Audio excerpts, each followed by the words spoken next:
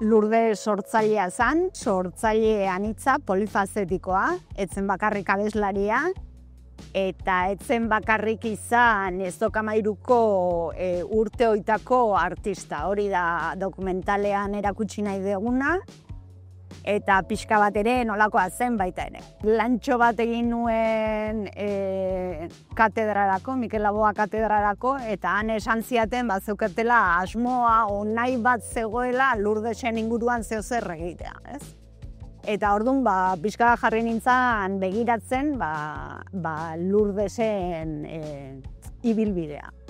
Eta hor konturatu nintzen, ibilbideaz haratago zegoela zer kontatua.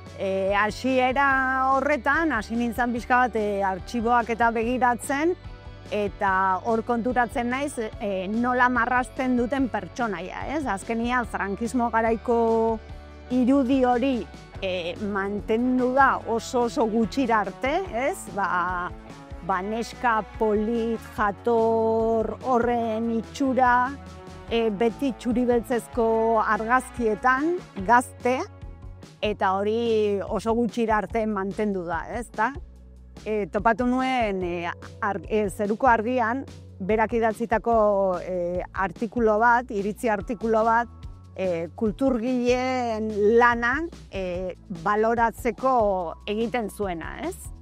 Ze azken finean berak esaten zuen lanean ari zirela ikastolak aurrera ateratzeko, baina aldi berian kulturgileak edo artistak ez zirela baloratzen. Orduan hor egiten du artikulo bat dela izugarria. Orduan hor konturatzen naiz pertsonai hori eta bera ez zetostela bat, ezta? Ez zala bat ere reala egiten zen marrazki hori. Eta orduan hor jo nuen Idoia Garcesen gana, ia nerekin proiektuan sartuko zen, ze ja ikusten nuen oso proiektu potoloa izan zitekela, baietz esan zian, eta berriz hor ja dokumentazio lana handilen genuen. Hasiera batean nik pentsatu nuen, Idoiaren gana juteko ja pixka bat proiektu zehaztu pixka batekin, eta pentsatu nuen ze gai nahiko nituzken jorratu, ezta? Alde batetik edabideen kontua garrantzitsua iruditzen zitzaiten, Amagoia Mujika Tolare Txipik egin zien Xabier Leteri eta Lurdesi azkeneko elkarrizketa, eta orduan arekin elkarrizketa egitea proposatu nion, baita garaiko abeslari batena, eta pentsatzen jarrita Maite Idirin atera zitzaigun, gainera Maite Idirinek badauka beste abeslariaz gain, eta bere laguna izateaz gain, badauka bere historia propioa, ez? Eta memoriarekin lotzen dugun zati hori. Eta gero Agurtzane Intxaurraga aktore eta zuzendariak egin den omenaldi nazional bakarra esan dezagun ETBk egin zuena, eta noski Lurdesek antzerkia egiten zuen nenean, antzerkiaz hitz egin nahi genuen. Eta pertsonai horiek, eta noski familiko kideren bat nahi genuela elkarrizketatu. Eta horiek eukita ja, hasi ginen proiektuakin hasierako hortan, ez? Gero gehitu dira pertsonai gehiago, eta adibidez hor Patxika Erramuzpe abeslaria, garaikidea, Lurdesekin Zazpiribai proiektuan parte hartu zuen, Ez dokamairu bukatzen danean iparraldea eta hegoaldea batzen dira talde batean, eta hor dago Patxika. Eta Patxikarekin gertatu zitzaiguna izan zen, berak bere lagun batzuekin gure ideia berdina zutela eta zela emakume hauek omentzea. Eta ari zirela kontzertu batzuk eman nahian, bai Estitxu, Maite eta Lurdes omentzeko.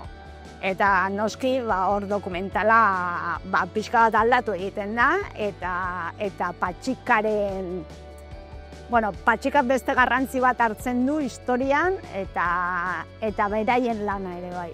Nik oain, ez dakit, Lurdesekin pentsatzen detenean, pentsatzen dut marrazten, eskulanak egiten, ez dakit, denian pixka bat, ze denetarik egiten zuen, letragilea izan zen, hori askotan ahaztu egiten da, ez? Beti hitz egiten da abeslari gisa, baina letragilea bazan.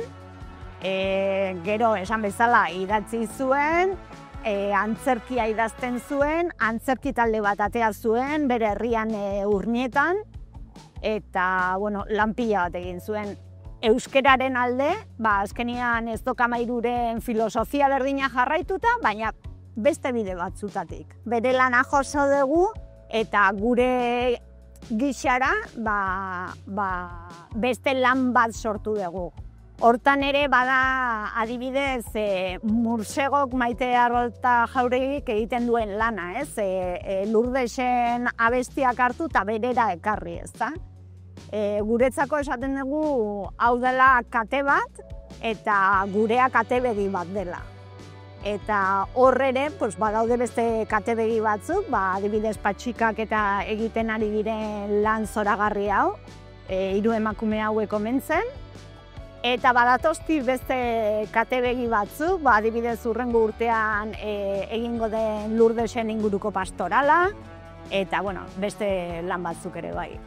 Asteburu hontan estrenatzen dugu zinemetan, Donostian, Bilbon eta Iruñan.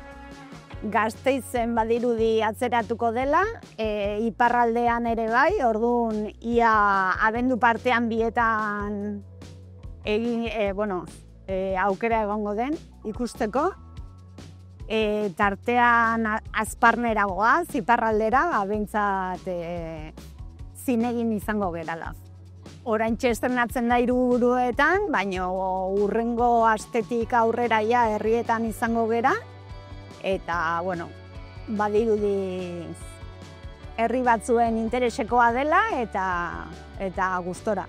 Filma honen aurrean Idoia eta Bilok, geneuzkan olako beldur batzuk ez, eta bat adibidez bazan, noski egiten dezunean olako pertsona baten dokumentala, azkenean ezagututa, familiak eta ezagutu duen jendeak benetan pertsona hori ikustea, ez?